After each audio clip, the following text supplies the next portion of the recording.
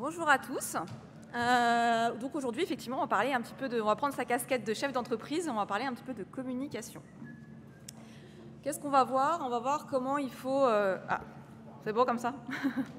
On va voir comment bien définir ses objectifs de communication et aussi son budget. Comment on communique pour attirer des clients à soi et comment on peut mettre en place des actions de communication pour fidéliser ses clients. Donc déjà, on va voir qu'est-ce que c'est que la communication digitale. La communication digitale, ça englobe en fait toutes les actions de communication qui sont effectuées via des canaux digitaux.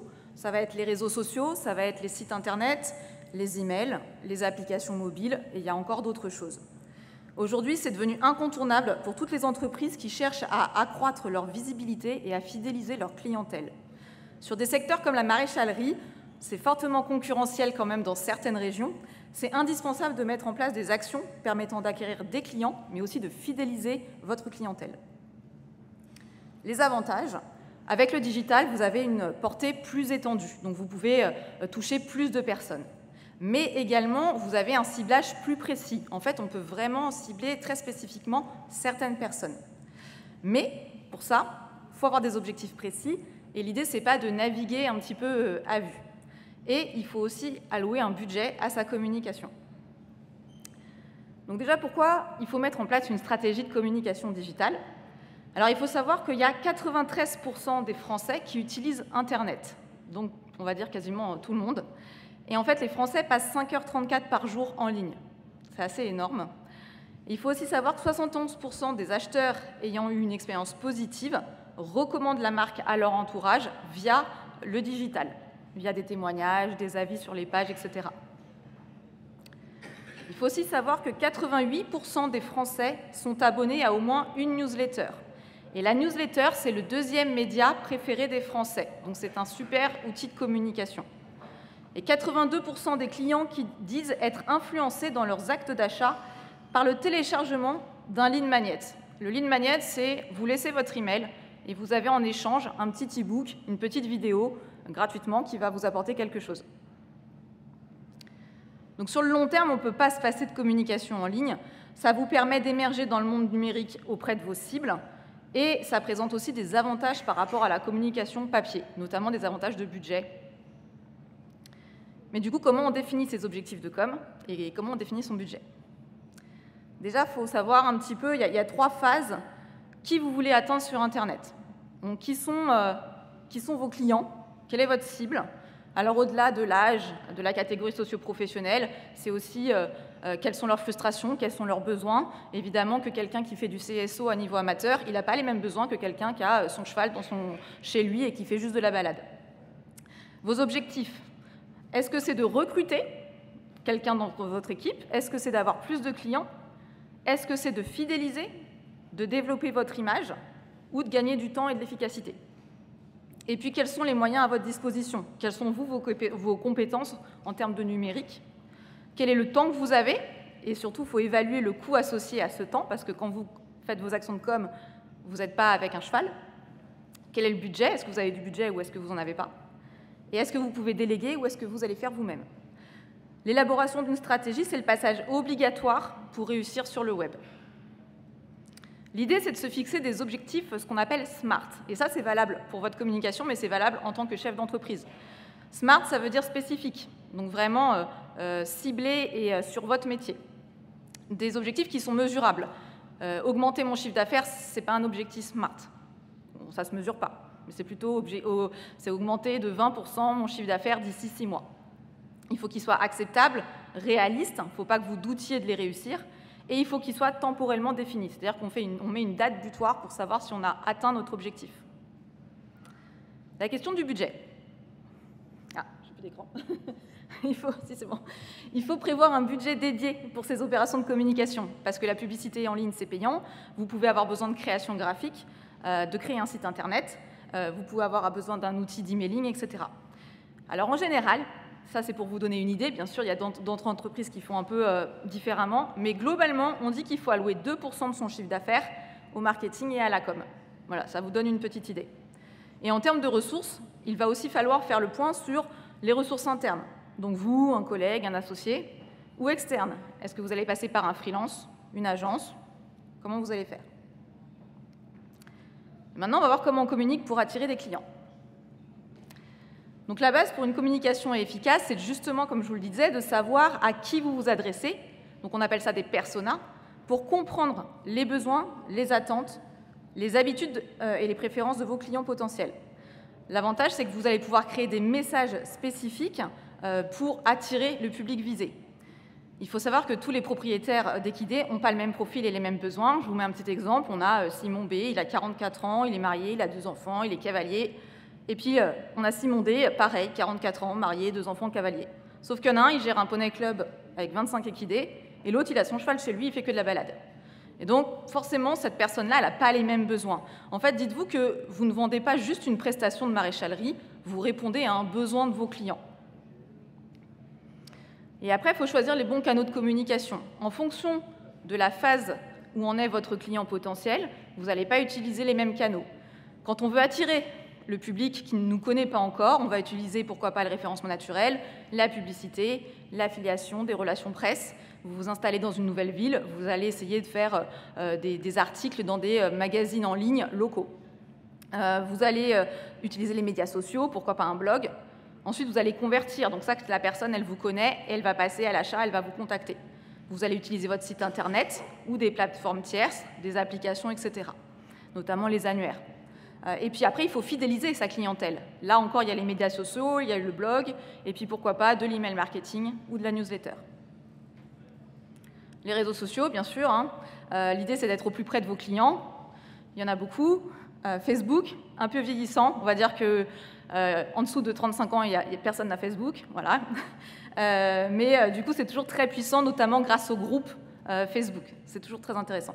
YouTube, qui est plus une plateforme plutôt qu'un réseau social, mais qui permet de partager son savoir-faire. LinkedIn, c'est vraiment pour le B2B. Vous allez aller chercher des fournisseurs, des partenaires. Instagram, c'est plutôt le visuel, les coulisses, on peut être créatif. Pinterest, ça ne vous concerne pas trop, c'est vraiment, là, on va mettre des jolies photos, c'est pour s'inspirer. Par contre, TikTok, ça peut être intéressant. La cible est jeune, mais de moins en moins. Et surtout, il y a possibilité de se faire connaître très, très, très rapidement et d'avoir beaucoup de vues très rapidement. Mais tous les réseaux sociaux ne sont pas pareils. Instagram, c'est différent de TikTok et c'est différent de LinkedIn.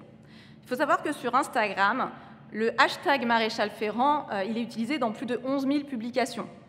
Donc ça vous montre vraiment que votre métier, il est présent sur le digital. Je vous ai mis des exemples, là c'est TikTok. Il y a des maréchaux ferrants qui ont énormément de vues, qui ont plus de 1 million de vues sur des vidéos qu'ils publient. Donc là, vous avez une petite vidéo d'une personne qui explique ce qu'elle est en train de faire, tout simplement. Mais les réseaux sociaux, ce n'est pas l'unique canal. Les règles d'or sur les réseaux sociaux, concentrer son énergie sur un réseau social pour le faire bien et s'approprier ses codes, être régulier, définir une fréquence de poste, une charte éditoriale, être cohérent, donc avoir une charte éditoriale et graphique. Si demain vous faites du bleu, le lendemain, faites pas du rouge. L'animation, donc l'idée c'est d'aller interagir aussi, d'aller commenter pour trouver vos clients, et puis de profiter pour nouer des relations aussi avec votre réseau. Le site web, aujourd'hui, il est quand même devenu incontournable, je vous le disais tout à l'heure, tout le monde est sur Internet, et la première expérience d'achat, souvent, elle passe par un site Internet. Mais l'idée, c'est de choisir l'objectif que vous voulez avec votre site. Ce n'est pas de faire un site juste pour qu'il soit joli. C'est est-ce que vous voulez montrer votre professionnalisme? Est-ce que vous voulez avoir des rendez-vous et gérer les rendez-vous sur ce site? Est-ce que vous voulez expliquer votre démarche? Est-ce que vous voulez rassurer vos prospects? Etc. Et dans ces cas-là, vous n'allez pas mettre les mêmes choses en place. Peut-être que vous allez mettre en place un module de newsletter. Vous allez mettre en place un système d'agenda pour réserver des rendez-vous. Vous allez mettre un blog, etc. Donc tout ça, ça se réfléchit en amont. Assurer également une présence locale avec Google Business Profile. Ça, c'est hyper important. C'est un outil gratuit de Google. Vous vous connectez et l'idée, c'est que vous remplissez votre petite fiche. Il y a plein de champs. Là, moi, j'avais mis l'exemple Maréchal Ferrand Seine-et-Marne. Et vous avez en fait toute une liste de maréchaux ferrants qui apparaissent. Et plus votre fiche elle est bien remplie, plus votre fiche elle est mise et elle sera mise en avant par Google. Donc il faut récolter des avis, il faut bien mettre les horaires, il faut mettre des photos, vous pouvez mettre des petits posts, etc. Surtout, demandez à vos clients des avis, c'est hyper important. N'hésitez pas à leur envoyer le petit lien pour dire « laissez-moi un avis ». Répondez à chaque avis. et surtout, répondez même aux avis négatifs. Voilà, même si vous êtes un petit peu énervé, vous attendez un petit peu, mais vous répondez de manière factuelle, il faut toujours répondre aux avis. Et n'hésitez pas à mettre des petits mots-clés, voilà, sur des termes un peu techniques qui vont finalement remonter aussi votre fiche sur Google. L'emailing et la newsletter pour maintenir le contact. Donc il y a 2 leviers, c'est un peu différent. L'emailing, on est plutôt dans une démarche commerciale. Vous devez tous et toutes en recevoir très régulièrement. C'est souvent ponctuel, c'est sur un seul sujet et il y a une incitation à l'action. La newsletter, c'est plutôt un levier de fidélisation et le fait d'être en lien avec des clients, c'est pour les rassurer aussi, quelqu'un qui n'est pas passé à l'acte d'achat. On peut l'envoyer régulièrement, toutes les semaines, tous les mois, tous les 15 jours. C'est un canevas un petit peu récurrent et on peut mettre plusieurs appels à l'action, renvoyer sur un article de blog, un agenda, etc. D'autres leviers intéressants, YouTube, qui permet de montrer votre expertise. Je vous mets l'exemple d'un maréchal qui est assez connu, qui a quand même plus de 8000 abonnés sur YouTube, donc pas de pied, pas de cheval. Et en fait, c'est hyper intéressant, il fait des vidéos et il montre complètement son savoir, son expertise. C'est très, très valorisant. Le podcast également, c'est un nouveau format qui permet vraiment une certaine proximité. Et aujourd'hui, il existe pas mal de podcasts sur le cheval. Donc on a celui de l'IFCE, Parlons Cheval. On a également Murmuréquin, Santé Cheval. Donc vous pouvez créer votre propre podcast, mais vous pouvez aussi vous faire inviter sur des podcasts en lien avec le cheval. Et puis il y a la publicité payante sur les réseaux sociaux, sur les moteurs de recherche. Donc là, évidemment, ça nécessite un petit budget pour acheter des mots-clés, mais du coup, vous êtes visible sur une partie de votre cible. S'appuyer sur une charte éditoriale et un planning, comme je l'ai dit.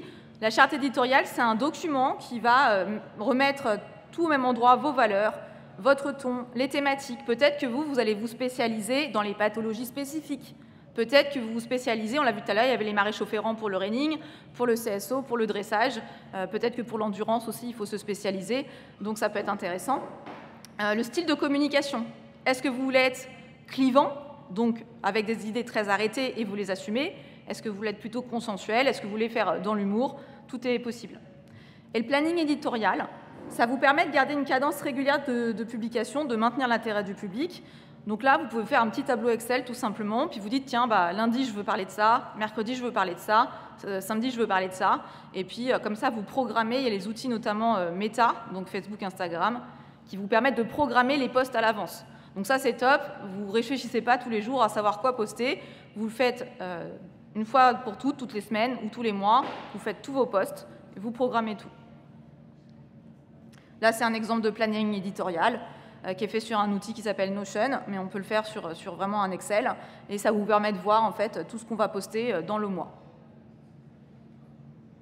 Et maintenant qu'on a attiré ses clients, comment on communique pour fidéliser ses clients? La satisfaction client, c'est un pilier essentiel de la fidélisation, forcément. On appelle ça le Customer Care. Et le Customer Care, qu'est-ce que c'est? C'est l'ensemble des actions et des efforts déployés par une entreprise pour satisfaire et répondre aux besoins de ses clients. Donc l'objectif, c'est vraiment de fidéliser et de renforcer la confiance envers l'entreprise et envers vous. Vous êtes sur un métier où il y a quand même de l'aspect émotionnel qui joue. Justement, on l'a vu avec les histoires, juste avant, avec les histoires de droit et de cheval boiteux. Donc c'est important quand même d'avoir une vraie stratégie de Customer Care.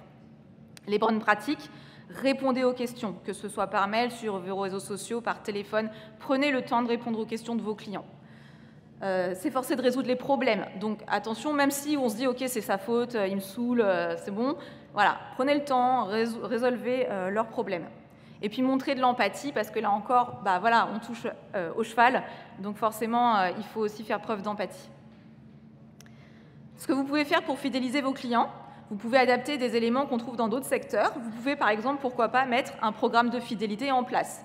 Alors, je ne sais pas, ça peut être, on va offrir les frais kilométriques, on va faire une petite remise, on va offrir un cadeau, quelque chose comme ça.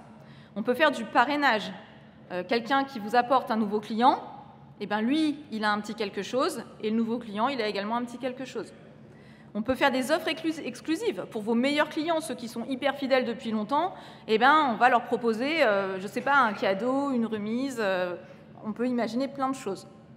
On peut avoir une expérience client unique et différente. Là, ça peut être, par exemple, vous avez une plateforme où le client il peut se connecter, il peut voir ses anciens rendez-vous, les prochains rendez-vous, avec un petit compte-rendu, il peut retrouver ses factures. Ça, croyez-moi, enfin, je pense que tout le monde ne le fait pas chez les maréchaux, et je pense que c'est hyper différenciant. Et puis, faire ce qu'on appelle du cross-selling. Le cross-selling, qu'est-ce que c'est? C'est de vendre des produits annexes.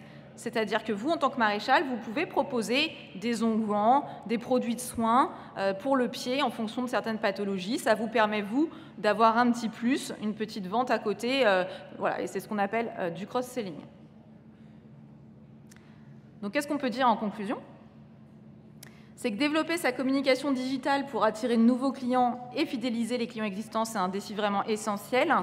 Même sur un secteur qui peut paraître de première nécessité pour les chevaux, les clients ils vont choisir un maréchal en fonction de certains critères et de sa communication. Il y a aussi une notion de branding, et de marque personnelle et de fit en fait. C'est-à-dire que si le courant ne passe pas, vous avez beau être le meilleur, ça ne passera pas. Donc c'est très important et aujourd'hui, ils ont vraiment le choix.